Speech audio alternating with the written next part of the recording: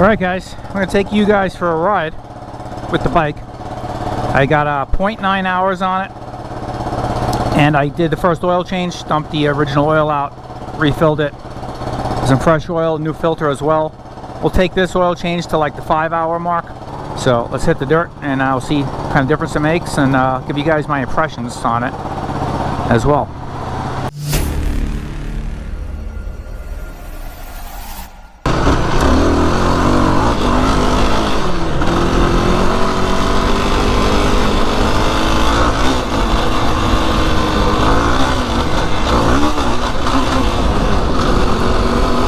Definitely feel the changes I made already, big time. I'll go over what those are if any of you guys are interested.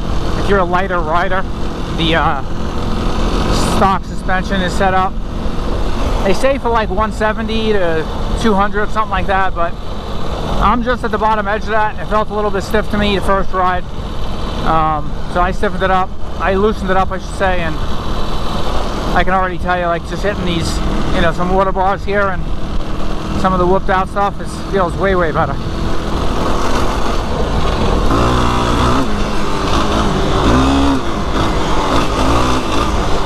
Unbelievable. Oh wow, yeah. That's a huge difference. The trash that people leave back here, dude, is ridiculous.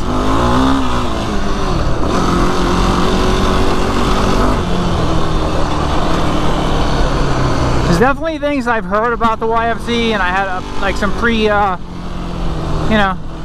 preconceived notions about that have this thing has proved to me wrong in the hour I've been riding it.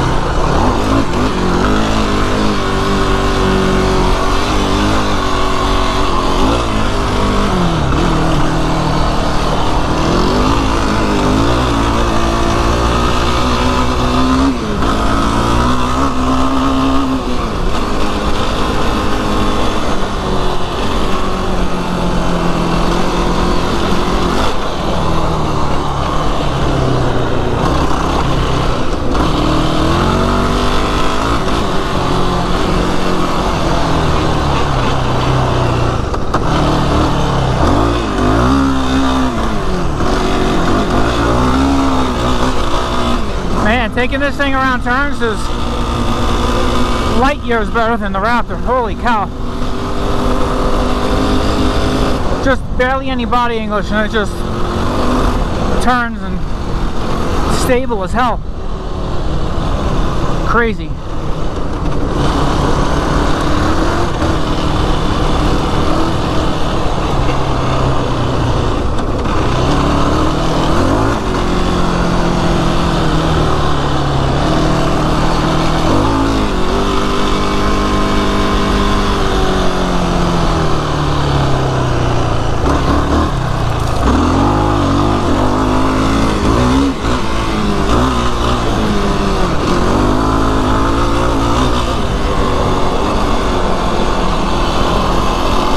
I already have a video recorded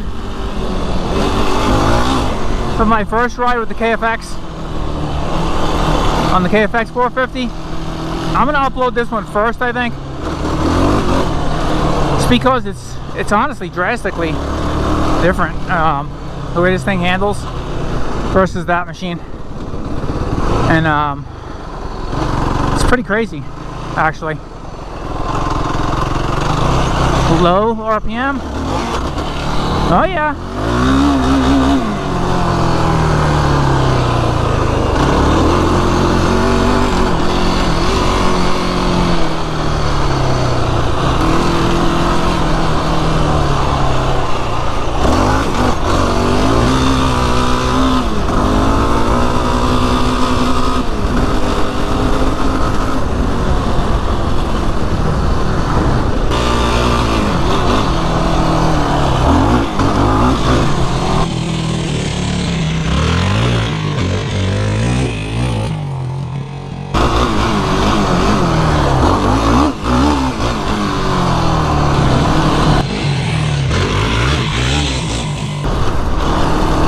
digging the suspension. With the adjustments I made, it feels minced, dude. I mean, it feels really good. If you're heavier and you ride really hard, like big jumps, it may be soft for you, I don't know. But it feels really good for me, hitting the rough desert stuff, little jackrabbit, and some of the whoops and the G-outs out here. So, feels good.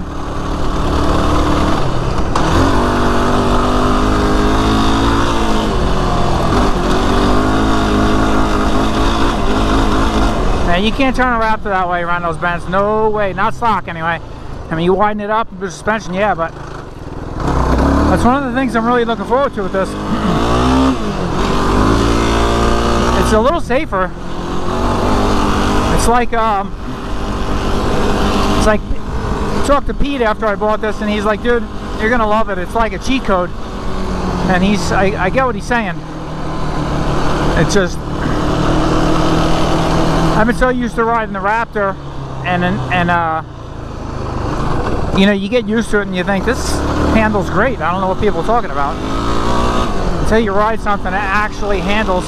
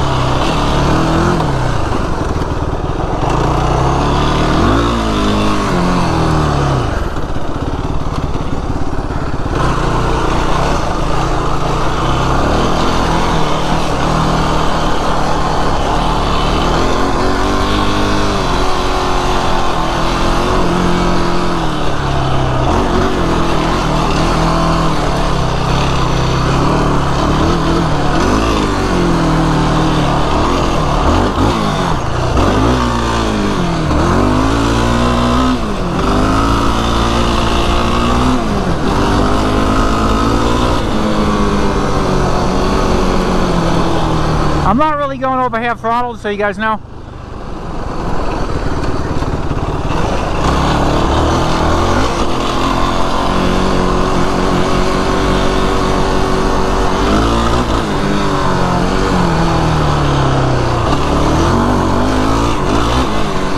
I also really like the feel of the clutch, the slipper clutch, so I'm going to keep that. I'm just going to change the basket. The pull is so easy, it's ridiculously soft. I love it.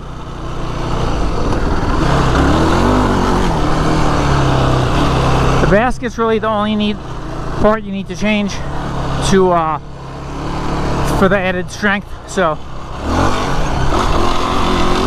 we'll just do that.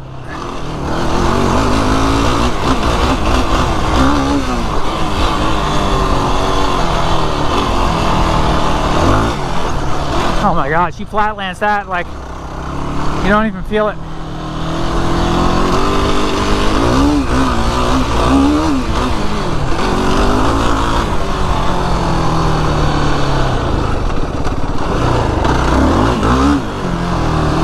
And I will say, that's a little narrow in there.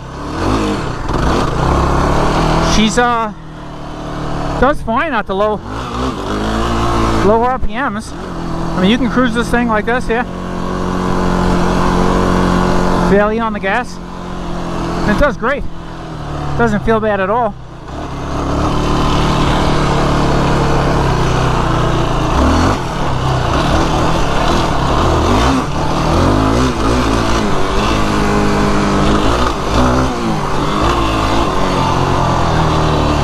Definitely flies better, for sure.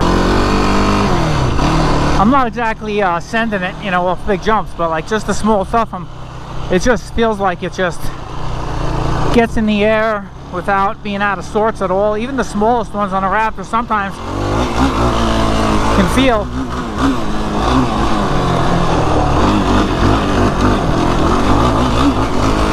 like you're like a little bit crooked, and then it wants to it bounces, you know.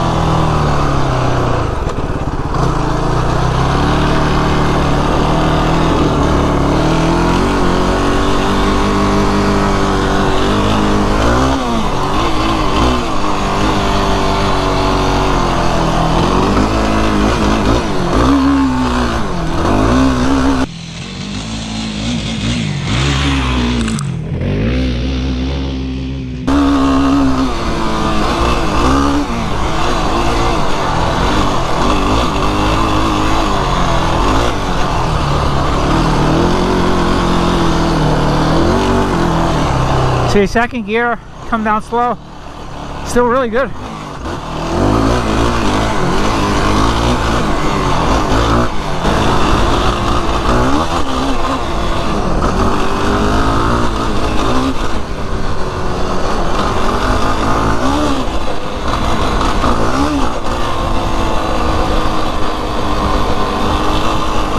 This thing handles like it's unbelievable. It's like a dream. Like, it's firm but compliant.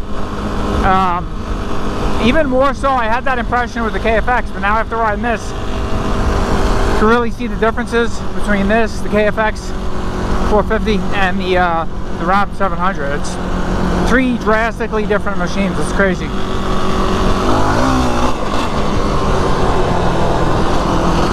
This is kind of the same route I did testing out the KFX 450 as well. So it's good, like back to back. I just did that a few days ago.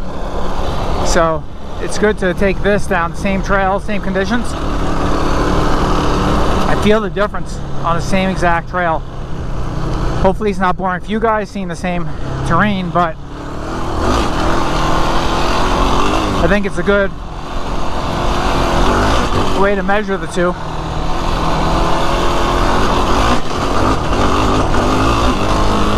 Yeah, the back feels way more composed with the suspension settings I got them at.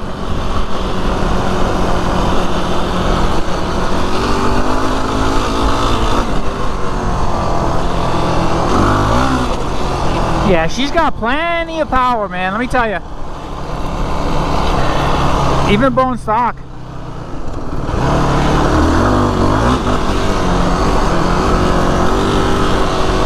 I don't know, man.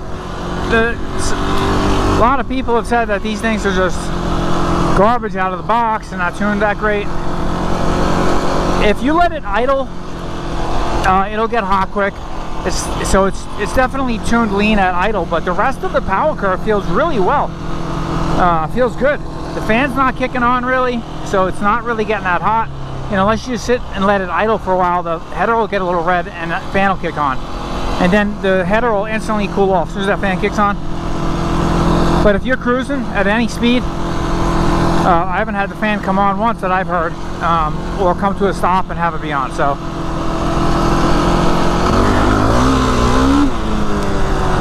now, power-wise, she's definitely a rever, obviously, right? That's her.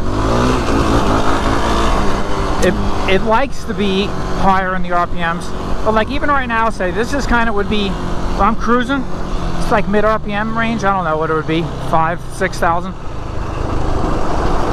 The Raptor, that would be singing and vibrating.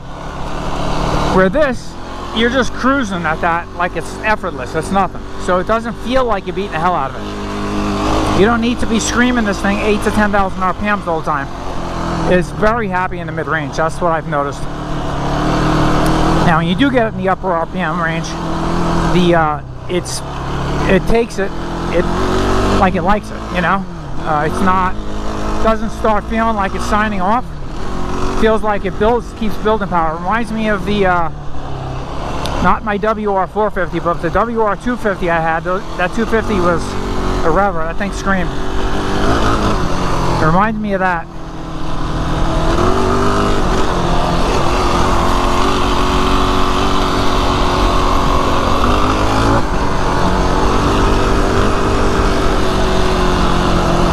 Got a little bit of a backfire when you completely let off, and that's just the lean idle tuning, and also the air injection system is still intact, and it doesn't do it a ton, but if you're on the throttle and you let completely off, you'll get a little pop.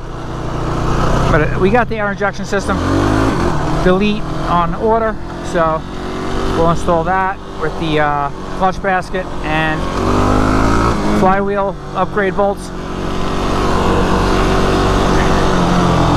And that'll be fun. Little project.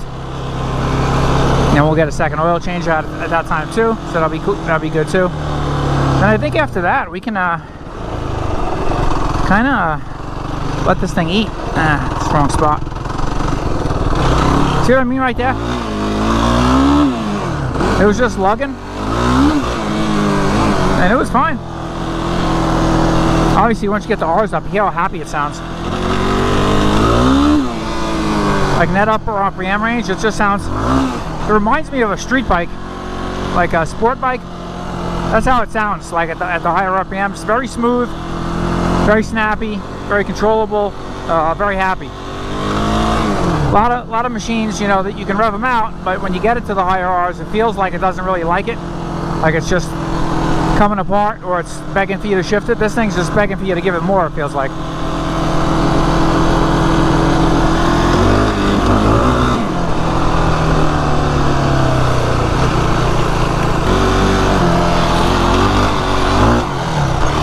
Yeah, oh, there we go. Yeah, I hit that on the Raptor. It would almost feel bouncy when I landed.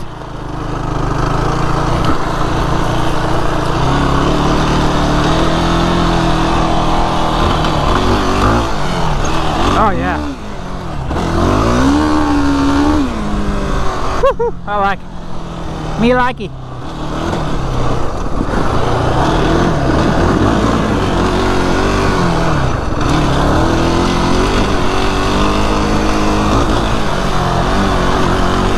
I actually hit that little jump on the KFX too, and it felt really good. Definitely, both of them jump better than the Raptor for sure.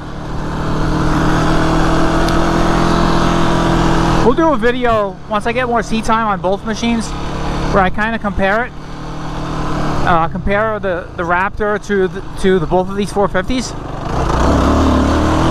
and see what. I just want to be fair, and you know, a lot of people have asked already, and I'm like, I don't have enough seat time. I don't have any seat time practically on this, you know, or the Kawasaki for that matter, to give an honest assessment of what's better in terms of, you know, all around for your use case. If you can get away with a YFZ for all-purpose trail riding, which a lot of people say you can't. Some people say you can. You know, there's a lot of theories out there. People have different opinions.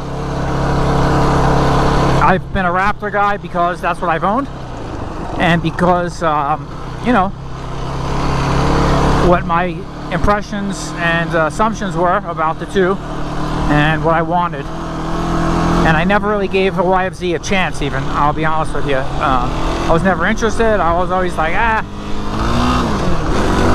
don't need that, I don't want that. But after being on this thing for about an hour and a half, 2 hours now, I can tell you, she is a lot of fun. And definitely more than I gave her credit for initially, you know, before I owned one. We'll get off it here in a minute, get up this little rocky section, and get off it. I'll give you my initial impressions, and we'll talk about kind of what I want to do to this thing and my plans.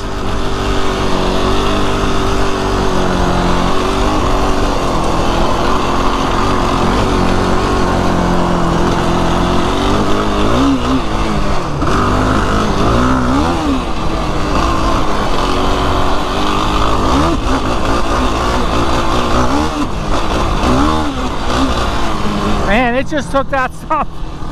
That was all like big washouts and ruts, and it just swallowed that stuff up. Wow. Yeah, there's no way I could hit that section that hard with the Raptor in stock form.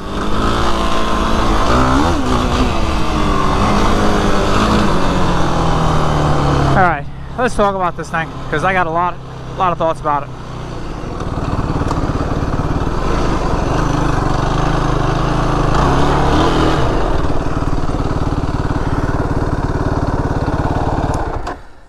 You can hear the fan's not on, and we were just riding it pretty decently hard.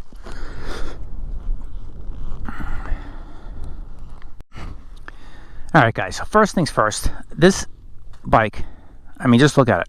First of all, that Yamaha blue, oh my god, that sold it for me. I missed my blue 2020 Raptor when I got rid of it, and I got the blue, the gray and orange one. I've always missed my 2020 Raptor. Just something about the blue Yamaha just does it for me. When we go to the dunes and I'm with Scott and Larry, Scott's got an 07 Raptor 700 in the Yamaha blue, and every time I look at that thing, I miss my 2020. So it's nice to be back on a Team Blue machine. Not that I don't have one in the garage. I have the WR450. It's the same exact graphics and colors, but I'm a sucker for it. To me, you get the Yamaha, you get blue. You get the Honda, you get the red.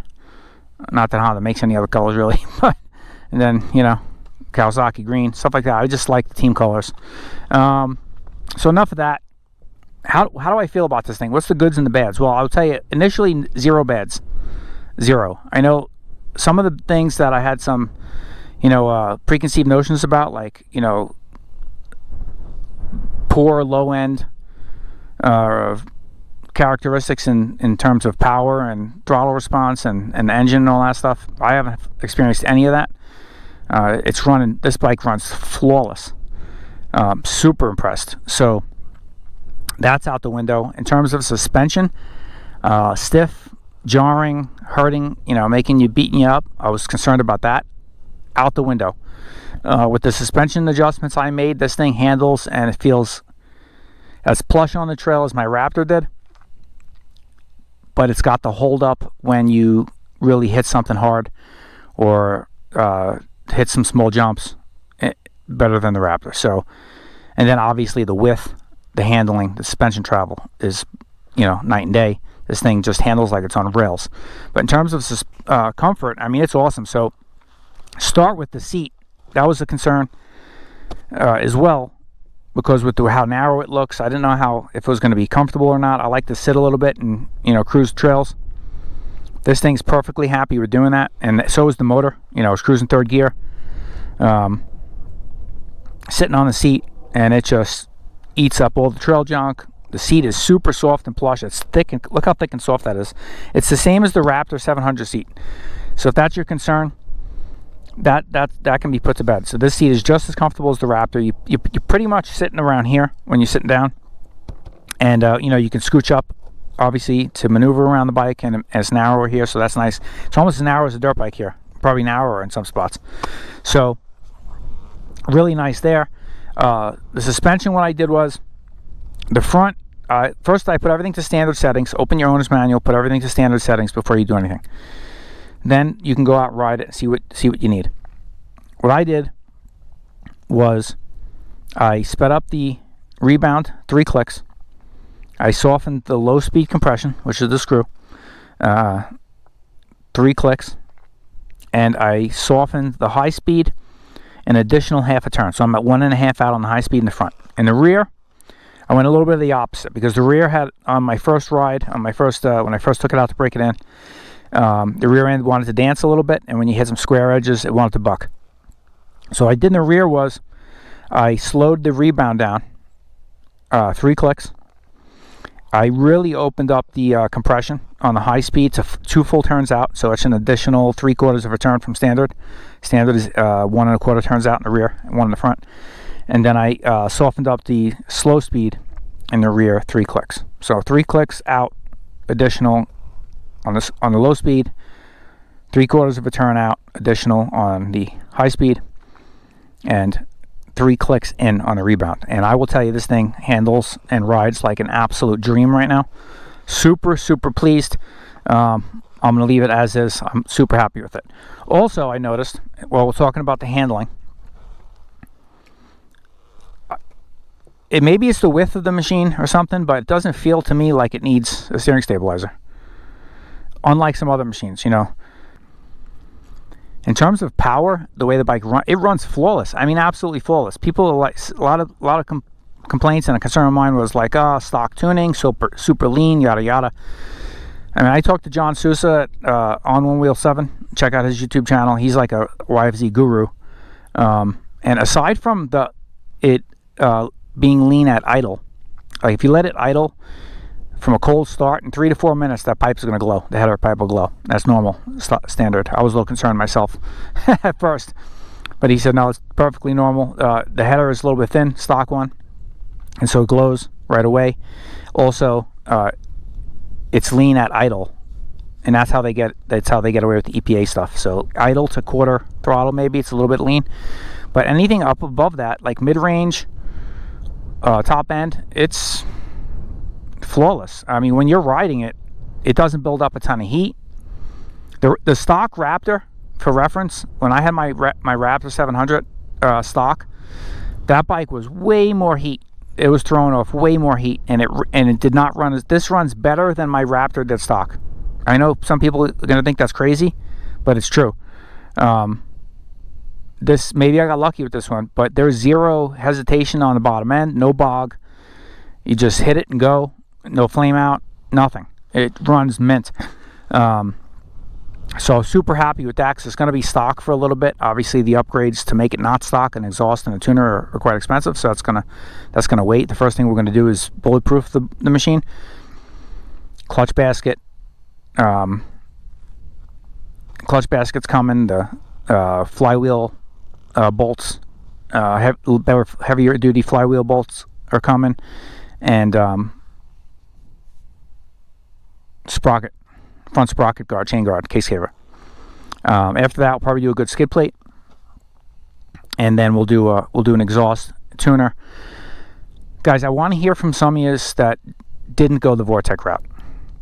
I've heard from, since I've got this thing, the shorts I've posted and the initial walk around I did, bringing it home, everybody and their grandma said get a Vortec, and believe me, guys, I 100% hear you. I know that's the gold standard, and that's what everybody says. Just do it. You know, buy once, cry once. And it's probably what we're going to end up doing. But I do want to hear from some of you who didn't go that route and just did just an exhaust system and a piggyback fuel tuner, and what kind of success you've had. Because I had great success doing that on my 2020 Raptor. It ran great. I know the YFZs, people say they don't respond as well to a piggyback fuel tuner as the Raptors do, and that's the reason why most people go with a Vortec on these. And I get that. If that's definitely at the end of the day the route to take, then that's what we'll do. We'll just save a couple extra dollars up, and we'll do that. But if I can get away with just a piggyback fuel tuner and exhaust, I'm open to that too.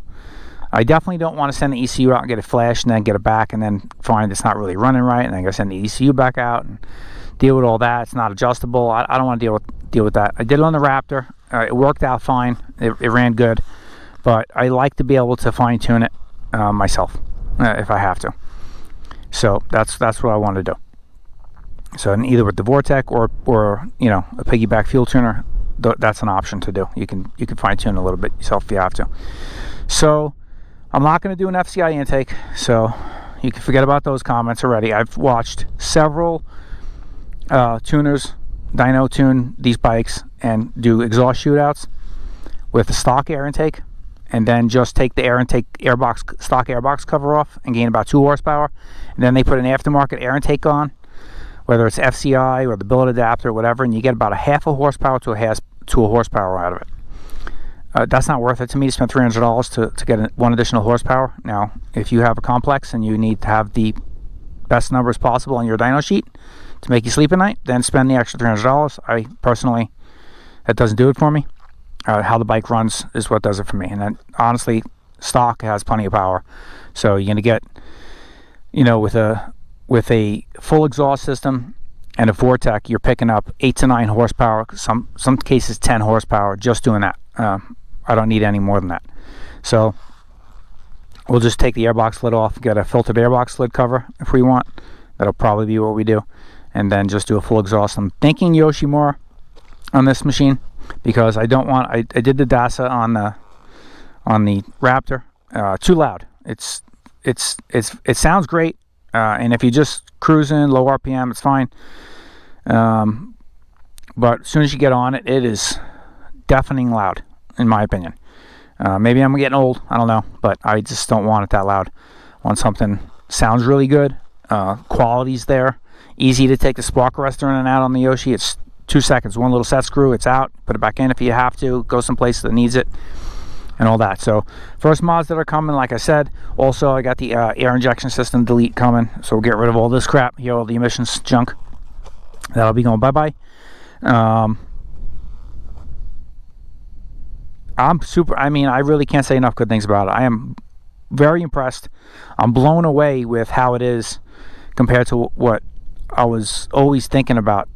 You know, when I had the Raptors, I was like, the YFZs are a lot of maintenance heavy, yada yada. It doesn't, I know people that have 450s. You guys know who you are. Some of my buddies, and they beat the hell out of theirs, and they run mint. You know, leave the motor stock, change the oil regularly, keep your air filter clean, and these things are very reliable. Once you do the clutch basket thing and the bolts and for the flywheel, there's really not much else that goes wrong with them. So, and that's why I'm going to leave the motor stock, so I'm not worried about all that stuff. I change my oil religiously like a nut anyway on all my machines, so I've already dumped it on this with 0.9 hours. We'll dump it again here. Once those other parts come in, we do the flywheel bolts and the clutch basket. That'll be a second oil change. I'll probably have less than 5 hours at that point. And then we'll do every 10 hours after that. And call it good. You know, use a good synthetic oil.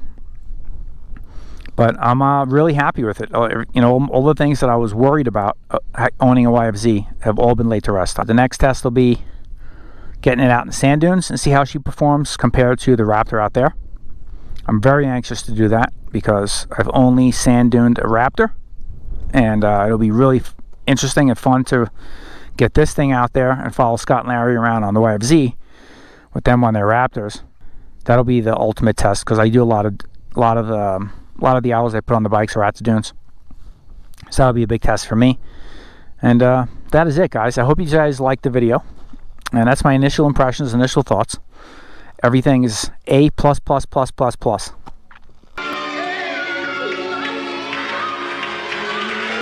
So, thanks for tuning into the video, guys. We are at 10,000 subscribers. Can you believe it? 10,000. I can't believe it myself. Quite honestly, me and my wife were just talking about it the other day. It's mind-boggling to me that I have 10,000 subscribers. I mean, when I first started this channel, I didn't have any. I was out of the ATV game for a lot of years at that point. I had a side-by-side when I first started the channel, and then got back into the ATVs pretty early on with the Raptors and stuff. And now getting into the dirt bikes, and there's been a lot of subscribers that have been around since almost the beginning. And I really, from the bottom of my heart, thank and appreciate each and every one of you. Man, you guys are awesome.